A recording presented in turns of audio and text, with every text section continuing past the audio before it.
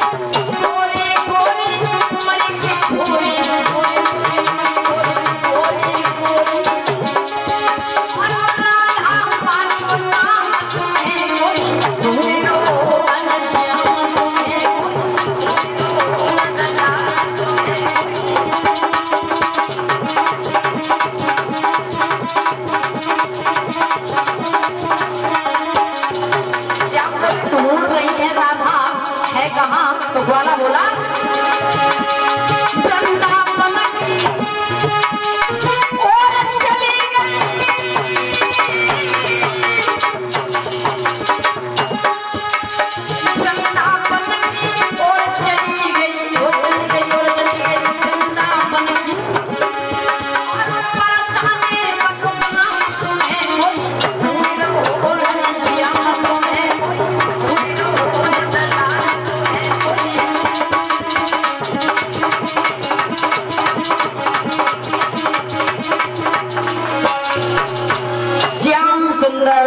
जहाँ वार्तालाप चल रहा है, राधा श्याम सुंदर के पास पहुंच गई। जाकर के श्याम सुंदर और राधा में जहाँ वार्तालाप हुआ है, गैया बछड़ा लेकर के संध्या के समय जब घर की तरफ चले तो राधा को साथ में लिया। दूर से आता हुआ माँ यशोदा ने देखा तो मन में विचार किया, भगवान ऐसा हो जाता, ये बिटिया कितनी सुंदर है, लाड़ू के साथ में मेरा कन्हैया का विवाह हो जाता। जहाँ माँ मन में विचार कर रही है, गोदी में बैठा लिया।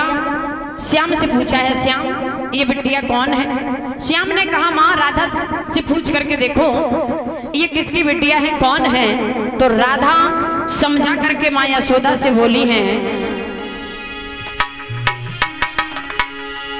कि राधा बोली वृषभान पिता और जो परेशानी में रहते हैं और मेरी माँ को नाम कीरति है और हमें राधिका कहते हैं।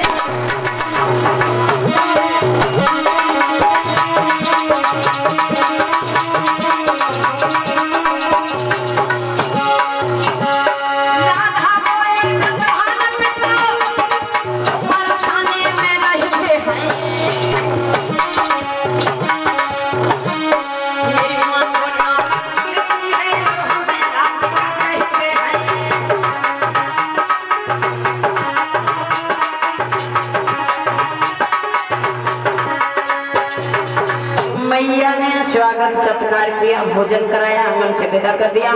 राधा और श्याम सुंदर आगे बढ़े। बातों ही बातों में थोड़ी दूर तो छोड़ना श्याम सुंदर पहुंच गए वर्षालय में। कीर्ति ने श्याम सुंदर को बैठाला है, पूछा है, और जहाँ कीर्ति ने श्याम सुंदर से बात की, जब समय ज्यादा हुआ तो कहा, बेटा यशोदा के आंगन में और कोई बालक नहीं है, चले जाओ, फिर कभी आते जाते रहना।